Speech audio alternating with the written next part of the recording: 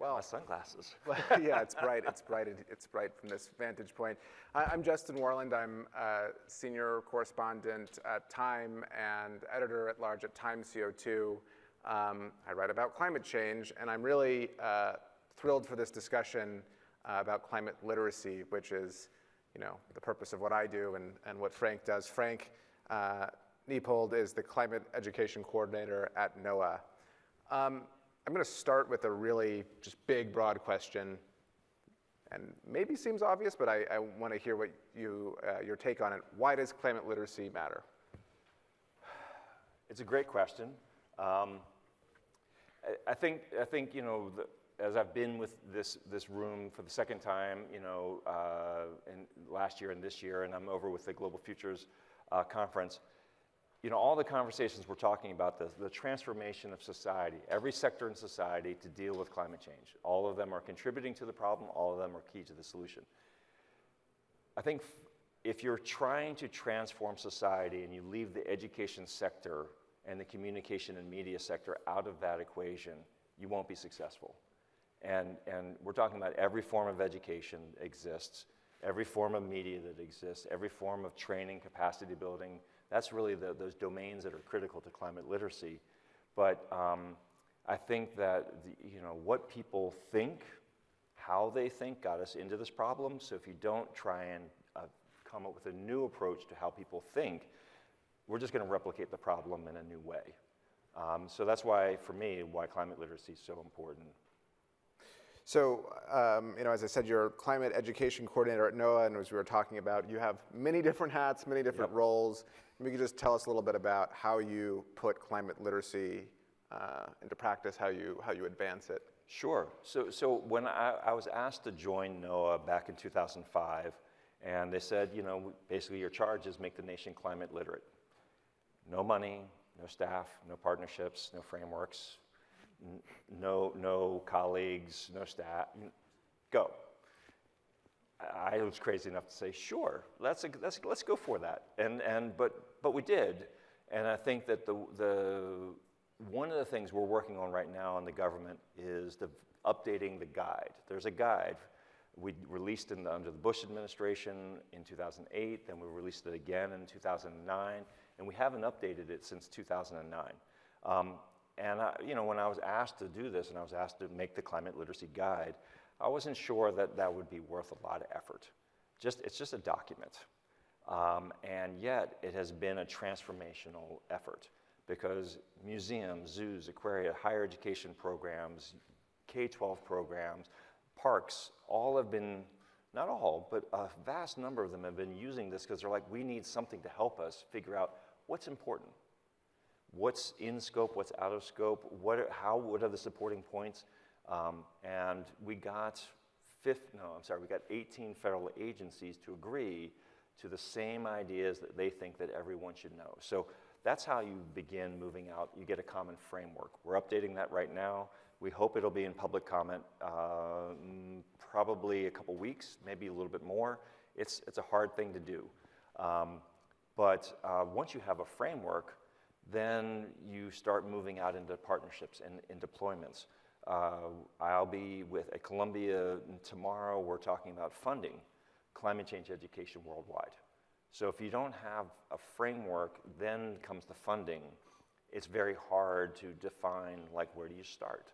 And you're designing your program for young people on how they want to implement a workforce program that relates to climate. What should they learn about? Well, that's where the guide comes in. So, I'm expecting and seeing a lot of both international, national, and then subnational and states, major new initiatives that have finally realized that climate and education are critically important to success if we're trying to do this climate action work. So I'm a big part of coming up with this guide is engaging with communities, which is one of the most fun parts about my job, but I'm writing typically a story with a focus. You're really trying to engage a lot of different communities to come up with something comprehensive. So how do you do that? What does that look like? So, the first thing we did was we listened. So back in March, we held 21 listening sessions with every kind of constituency you could imagine that climate literacy would be important. Youth was our first and our last. Justice communities, BIPOC communities, indigenous communities, media, health, education, and what we found was some really common things. Overwhelmingly, they saw the need for climate literacy to have an incredibly strong action orientation, solutions. Do not give us a problem-heavy orientation. That comes through in my practice as an educator and all my partnerships, that people are tired of hearing it's a problem, and then they would say to the educator that they're working with, well, what do we do? And they say it's a really big problem. And then they would say, well, what do we do about the problem? And they say, but it's a really, really big problem. So the problem orientation has been in our field way too long. And so the distance between it's a problem and solutions that you can give me some guidance on how I should start moving in that direction needs to be almost instantaneous. Young people, when I talk to them, they say they want a 75-25, and the 25's problem. They're ready to move to solution way faster than a lot of the people I work with. So there are some issues that we're trying to iron through to really help them understand how to move forward in their practices in climate literacy. But it's different. We heard some very different, justice orientation was very strong. Health focus, mental health showed up very strongly because there's a lot of anxiety around these topics, especially if you're starting to engage people more successfully. They want help with how to do that. And then the other one is misinformation. Misinformation is definitely showing up in this field is like, how do we deal with that and as it relates to climate literacy? So we saw these topics and we've been building our architecture of how we move this forward through the government. So, I was just negotiating with a couple key people right before I got on the stage. So we're making good progress. I think we finally figured out the final couple key things. It's a tricky thing, but that's all right. Yeah. We're up to it.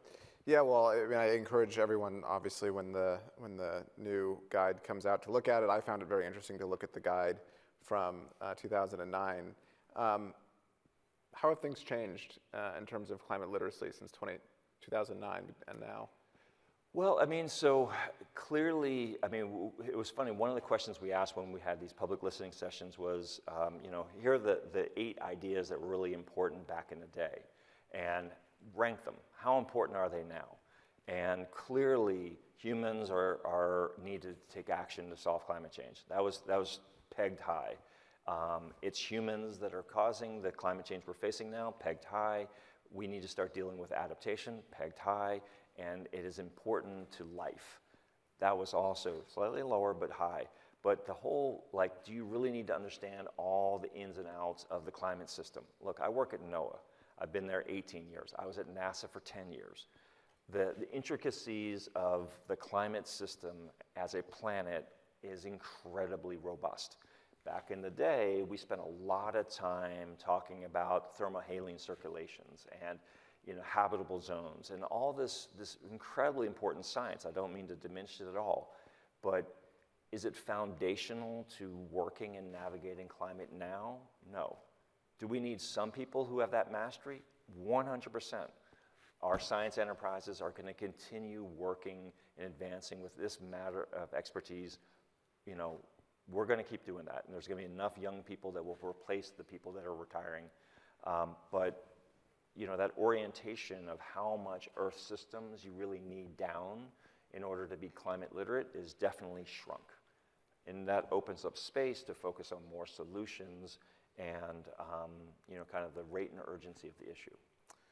It's an interesting point. There's obviously a lot of, there's a mantra of, follow the science. Right. And of course, it's important to follow the science, but that also requires, there's also a need to incorporate other disciplines, as you were saying, Yep. to apply science throughout society. So how do you navigate that? How do you navigate working with scientists and working with other disciplines and finding ways to make it all work together? This is why this is a hard task, because the expertise skill set is definitely widened. So one of the compromises we made in 2009 was we said this was climate science literacy. So it's really coming out of the science domain. Intentionally in the 2023 process, we realized very rapidly that this needed to be climate literacy. Drop the science in the middle. And the reason why is because we asked this question of what disciplines and domains of knowledge do need to be involved in climate literacy. And we had 7,000 people giving us these comments, and the answers were every kind of knowledge you could imagine. Any kind of course you could take at college showed up. Every form of economics, every form of risk analysis, psychology, traditional knowledge, indigenous knowledge, it keep on going. So what that said to us was that we're looking at a many-discipline approach. And where that gets challenging when you're working at an agency like NOAA or NASA or Energy or EPA, because we're the kind of the authorizing body, is that it got to be too challenging for them to approve. So what we decided to do was to say, well, let's take the science part of really what is the core knowledge you need to have and some of the dispositions and approve that. And then the skills and abilities, which we've been working with an international team on, said, well, let's authorize that with new people that have different expertise. Because clearly this field needs to go into a multidisciplinary approach. But who are the authorities on knowledge and competencies? It turns out it's not science agencies. So we're going to hunt, and if anybody has any ideas of who are the authorities on skills and abilities, I'm all ears. But we will build a skills and ability framework to match a knowledge basis, which really comes out of more of the sciences. So I think we're getting creative in how we do this, because clearly we need a lot of tools to help humans figure out how to live and survive and thrive on a planet that has a climate system. We're not really good at it yet. The skills and abilities that were discussed in the previous panel that was right here in these chairs, that kind of skills and abilities is also in climate literacy, but it's not something that the science agencies have expertise in. So we'll figure it out. Yeah. I don't have an answer for you yet, but I do know that it'll be a parallel set of expertise. Right. So maybe we'll have to go to the design schools. Right. Well, I mean, there's a role for every discipline. Yep. So I want to ask, this is maybe the most frequent question that I'm asked on panels and in various public settings, and I think you might have a more informed answer in some ways than I do, which is, how do you talk to people who don't believe in climate change, who are deniers? How do you make them literate in climate? So I mean, I think the first order of business is, I don't know why people are so focused on the deniers, the dismissives. I don't know why we're so focused on them. They're a small constituency. They're very loud, and but if we're going to do the work we have to in climate and society, which we do have to, that's not a high priority group for me. I have a lot of other constituencies that really need to be worked with, they just don't know enough to really be able to understand how it maps to what they value and how they move in the world. So for them, I really try to understand what they're trying to do, where they're coming from, and working at NOAA as a civil servant, we carry a credibility that comes pretty fast on this topic. So, when they actually ask, hey, is this real? Is that connected to that? Are those wildfires related to that? Is that thing that we actually, they listen in a different way. It's not just anybody talking. So I appreciate that I have that additional ability, and my colleagues do, but other agencies and other expertise. But it's a respectful conversation. There was a great report that was done by the National Academies that Congress asked us to do with America's Climate Choices back in 2010. In the communication chapter, one of the first things they said was, do this kind of process with respect. Just always, wherever somebody's coming from, just operate with respect. And I've always found that to be an incredibly powerful, I am a civil servant, I serve everyone. So while I say there are certain audiences that I just don't have much time, because it takes a lot of time, And there's a lot of other people that actually really do want to have a constructive conversation. I can usually figure out whether or not this is going to be constructive or you're just trying to use up my time. So you look for constructive conversations rather than focusing on deniers. I'm curious, how many people actually want to have a constructive conversation, do you think? Or what percentage when you are out there in the field engaging with people? It's funny. It's a lot more than you'd think. You know, just I was standing waiting to go into the green room, and the security guy and I were just starting to chat because I was waiting for Amanda to come get us. Yeah. And I mean, I don't know how it works. I don't understand how that starts, but we got there, and he brought it up. So he didn't know who I was and where I work, but you know, I think you know, if you take Catherine Hayhoe's position on this, the best thing we can do is talk about it. Number one, if we walk into almost any community room setting, most people in that space are deeply concerned about climate change. But what they have in common is they don't talk about it. They don't share. And so the number one thing we can do is actually talk about it, but respectfully. And I think that it opens the channel for us to make progress, to really understand, is it real? Is that possible? Is it better to deal with it than not? Those kinds of, but let's just start talking. Carefully, respectfully, but actually talk. So I'm going to shift gears a little bit. Okay, so you have a guide coming out. Yep. Who needs to take up this guide? How does that happen? And how do you pay for it? So the WHO, so 1 in 4 people in the nation's a student. 1 in 4. Right? So we have 15,000 school districts, thousands of schools, community colleges, libraries, museums, zoos, parks, aquaria. I mean, those are the main people who build climate literacy.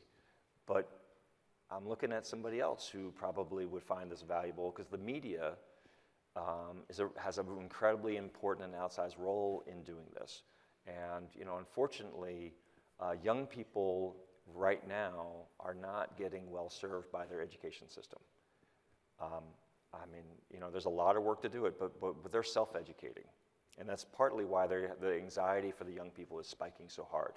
Because, you know, I'll look at those articles, I know them, I know the field well, and they read it, and a lot of the headlines are pretty sensational, and it spikes their anxiety hard, because there isn't a trained professional who understands pedagogy, methodology, and age-appropriate ways to build their understanding and see when those knees start buckling, and then work appropriately with it. So, you know, because the education community haven't done the heavy work that they should be doing, a lot of young people are self-educating, and the systems your articles are not meant to educate a 14-year-old, I would imagine. That's not your intent. I hope so. I hope that we reach a... Well, reaching them, but I mean, they may not be, and actually not your pieces more that I'm thinking about. A lot of the articles in the media really, the space between problem and solution is often pretty far. Yeah. And so the problems we're dealing with, and we just had an incredibly catastrophic season worldwide and across the United States. And so all of that story just feeds in that. But you know, what isn't being told is, so like right now with the IRA and BIL money, we are dropping into communities billions and billions and billions of dollars of climate solutions all over the place, but it's invisible. So one of the top things we have to do to increase climate literacy is make those solutions visible. Like those Cadillacs sitting out there, I mean, you know, that's a rare opportunity. Nobody else outside of New York is seeing that, and then just go next and next and next. So many climate solutions are here, but they're invisible to most people. That's really the missing piece of the story. That is why what they were asking for us in the listening sessions, focus on the solutions. And so we whether it's educators, communicators, decision makers, we have to really start lifting up the solutions and helping people get into the work of actually doing the solutions. So focus on solutions is one key takeaway. Mm-hmm. What are some others for, you know, I hope everyone reads the report, but if you don't get a chance to, what are like, you know, three 3 takeaways about how to communicate on this and how to make people literate. Well, I think that the top transformational work that we have in front of us is actually workforce. Because right now, the work that are in all of these solutions, they are talking about massive transformations of every sector of society. We do not have the workforce to do the work. So I was giving a climate change talk to a 7th grade many years ago, and it was a classic climate change talk. I was asked by the teacher to come in. I was a former teacher, awesome. I taught middle school. I loved it. I actually wish I was still a middle school teacher. It's so much more fun. But his question was, so I think I get climate change, but are all the jobs going to change? And if you think about that for a second, you're talking to a 7th grader. They are 6 years away from graduating high school. Most of the jobs in climate solutions require a high school degree, 1-year technical certification at a community college, or an associate degree. That's the vast majority of the jobs. And they're incredibly well paying. Way better than probably most of us actually ever received, right? A line person working on electrical grids in LA, starting salary $169,000, starting. Hazard pay, overtime, you own a truck and you go to another state, you make more. I haven't hit that yet, and that's starting salary. So I'm just giving you a sense of but go back to that 7th grader. We have not done a successful job of signaling where is the new work. And my answer to him, I said, look, first of all, it's a great question. I love that question. It's the best question I've ever been asked. And you're doing some good job, but I mean, that question was the best one I've ever gotten. And what I said was, look, some jobs are going to go away, some jobs are going to change, and some jobs are going to emerge. We now have heat officers in state and county governments. That's a brand new job. It never existed before. Climate resilience officer, brand new job. But electricians are being asked to do very different things than they used to do. And then there's some jobs that just, if you're an auto mechanic working on internal combustion cars, unless you can figure out how to deal with that kind of car outside the hallway and not die because those batteries will kill you if you don't know what you're doing, then you won't have a job. You'll have to go get something else. So, but I think if we don't connect climate literacy and the wave of work to actually build the capacity to actually take on these massive plans that we have just begun, we're gonna miss the moment. Yeah, absolutely. And oftentimes when the phrase workforce is used, it's thought about how do we have enough people to do the jobs, but you're talking also about people realizing that they need to be literate in this to survive and thrive in this evolving economy.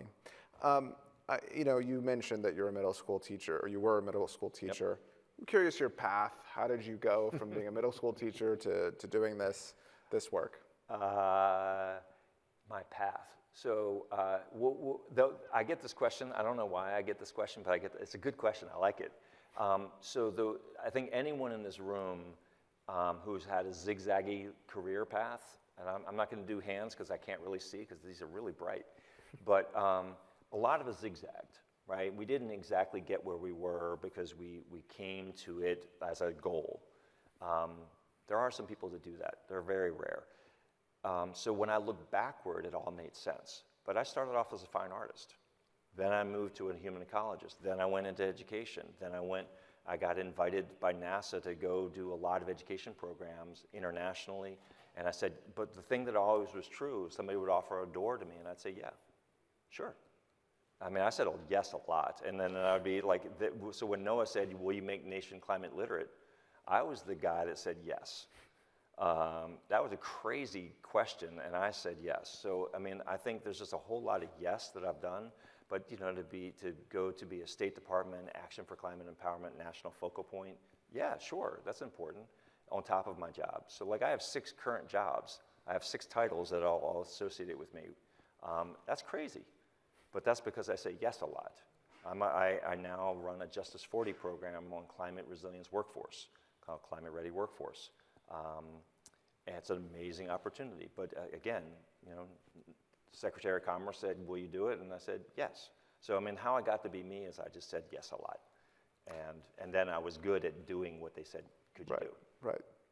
Well, I want to ask just, I think we talked a little bit about this. How do you actually make sure that the findings of the guide are taken up? And Oh, yeah. you talked about that, but I want to just focus on, you're talking about school districts, you're talking about cities and towns, just, often strapped for funding. Yep. Put all that together. How are you actually going to make that happen? Well, so I mean, I think the key thing is if you're doing systems change, you have to know the system, right? And so when we're talking about zoos, super easy. They have professional societies, AZA, Aztec, which is actually ASTC now. So you work the networks that support those. So every state has a chief science advisor, supervisor. They have a council. I'm a member of that council, and I sit down with them and I talk across all the states on how we're going to move science education related to climate. We have a meeting next week. So you just start figuring out what are the structures. If you're going to do systemic work, work the systems. And so that's how you do it. Do something that will move, that's first, and then work the systems. And so at the end of the day, it's all about relationships. So I've built relationships with, whether it's universities, education systems, networks of supervisors, or networks of principals, or networks of administrators, or networks of, keep on going. But you work the systems. And one other thing that I think is important in one of my hats is to represent the U.S. government to the international community under the United Nations Framework Convention on Climate Change, the thing that leads to the Paris Agreement and the Conference of Parties, COP process. There's an international education priority on climate as part of how you meet the Paris Agreement. It's Article 12. I represent, sorry, I forgot I have a microphone. I represent the U.S. government in that, but so the key principle there, though, is collaborate. So the United States sits on a wealth of capabilities. It is incredibly complicated, but we have immense wealth to build climate literacy. Other countries do not. So when we built the Climate Literacy Guide, when it released in 2009, no other government in the world had made something like this. It moved around the world. So, and sometimes it just moves because somebody goes, that's really useful, and it moves. We're going to make that move faster, but we built this to move internationally. And so I go to Colombia to talk with climate. The UN is establishing a climate education fund. There's a private meeting at Columbia University tomorrow. I'll be there, and we'll be talking about the things that move and support funding, and this is one of those things. So, it's about a lot of relationship building. So, but that's the deal. So we have 2 minutes left, and I want to just ask, really important part of storytelling and communication is stories, and I wonder if you have an example of a place where you've really seen, the climate literacy program take off and have real concrete effects. Sure. I mean, my favorite one, it's a New York story. So there's a small nature center, science center up in the Adirondacks called the Wild Center. They, over time, came to see climate as an important part of their mission. If you ever get a chance to go up to Tupper Lake and go to the Wild Center, it's worth your time. But they've recreated what a natural history and science center would be, built on climate. And so this early work of what would we work with? Climate literacy. But the evolution of that, the programs, the partnerships, the impacts that they've gotten out of that program, they've created something called a Youth Climate Summit program. It's moving all over the world. It's an incredibly brilliant program. They're expanding right now. They're hiring a couple more people as we speak because they're doing incredibly important work. But a small museum in the Adirondack Park in New York on this continent is doing some of the most pivotal work on this. It's because they stepped forward and now they're catalyzed. It's a different museum. Their mission has changed. Their staff have changed. Their impact has grown international. So that's what kind of happens with climate literacy. And one of my favorite stories there was they had this program, and they had these youth come from all over the state, and they said, how would you build climate action in your community? They went back to Homer, New York. They said to their mayor, we would like this to happen in Homer, and he said, how about you two high school juniors lead the Homer Climate Smart Communities Task Force, high school students. We never thought that high school students would be, because of education, leading climate action in their community. Turns out in rural communities, that's really important because they might get more capacity than anybody else in the community faster. And it was a brilliant move from the mayor, but they said yes. And that's, I think, a lot of the story there. Well, that's a great story to end on. Really interesting report or guide. I hope that others will look at it. I feel like when you have at the end of I don't know, late night, where they check out the guide. Except it's a climate literacy guide. Yeah, but I really do hope that you all will check it out. It's great Thank you, Frank, for the conversation. Thank you all.